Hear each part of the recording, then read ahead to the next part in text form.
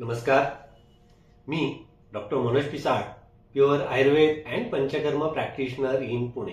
आज आपण मासिक पाळीमध्ये बऱ्याच मुलींना आणि स्त्रियांना ज्या अत्याधिक वेदना होत असतात त्या विषयात थोडक्यात बोलणार आहोत.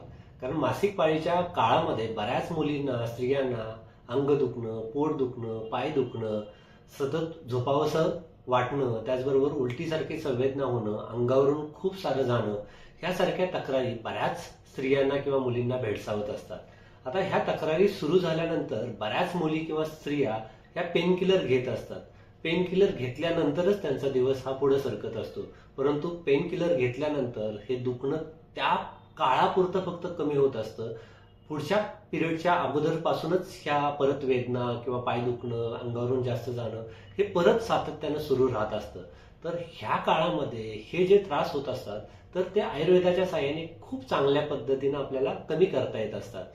तर ह्या तक्रारींमागं अपानवायू नावाचा एक वायू आयुर्वेदामध्ये सांगितलेला आहे, तो बिघडलेला असतो.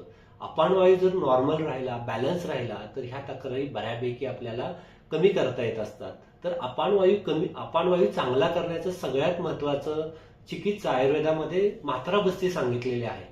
तर तुम्ही जवळच्या तुमच्या आयुर्वेदिक डॉक्टरांच्या कडे जाऊन मात्राबस्ती काय असते ते त्यांच्या सल्ल्याने, सहचर तेल आहे, नारायण तेल आहे, महानारायण तेल आहे, यापैकी एखाद्या तेलाचा तुमच्या प्रकृतीनुसार जर मात्राबस्ती घेतला तर त्याचा अतिशय चांगला उपयोग होताना दिसतोय. आता मात्राबस्ती ही आपल्याला घरच्या घरी सुद्धा घेता येत असते. या मात्राबस्तीच्या उपयोगाने बऱ्याचशा तक्रारी पाळीच्या ह्या खूप लवकरात लवकर सुटत असतात. त्यामुळे सगळ्यात चांगला उपाय म्हणजे मात्राबस्ती, त्यालाच अनुवासन बस्ती असं सुद्धा म्हटलेलं आहे. दुसरा म्हणजे पाळीच्या काळांमध्ये जास्तीत जास्त आराम केला पाहिजे आणि हलका आहार घेतला पाहिजे. त्याच्यामध्ये भाताची पेज आहे, मुगाचं वरण आहे, असा हलका आहार घेतला आणि जड आहारांचं सेवन हे वर्ज्य केलं पाहिजे. ह्या काळामध्ये व्यायाम करणं, फार दगदग करणं हे सुद्धा पूर्णतः वर्ज्य केलं तर बऱ्याचशा तक्रारी ह्या आरामाने सुद्धा सुटत असतात. पाळीच्या काळांमध्ये बऱ्याच स्त्रियांची किंवा मुलींची फार चिडचिड होत असते. त्यामध्ये ती चिडचिड तुम्ही पाळीच्या काळामध्ये थोडंसं प्राणायाम केला, थोडासा आराम केला तर ही चिडचिड जर कमी केली तरी सुद्धा पोट दुखणं किंवा अंगावरून जास्तीत जास्त जाणं ते सुद्धा आपल्याला कमी करता येत असतं.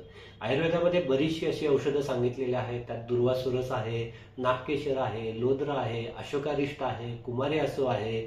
या प्रकारची निरनिराळी औषधं तुमच्या जवळच्या आयुर्वेदिक डॉक्टरांच्या सल्ल्याने जर तुम्ही घेतली आणि त्याचबरोबर मात्राबस्ती जर तुम्ही घेतला तर पाळीच्या तक्रारी ही या खूप चांगल्या पद्धतीने आपल्याला सोडवता येत असतात. तुम्हाला जी पेन किलर घ्यावी लागत असते तर ह्या उपायाने नक्की तुमची पेन किलरची गोळी आपल्याला बंद करता येत असते. त्यामुळे पाळीच्या संबंधित कोणत्याही तक्रारी चालू झाल्या तर तुमच्या जवळच्या आयुर्वेदिक डॉक्टरांना तुम्ही भेटलं पाहिजे. धन्यवाद. नमस्कार.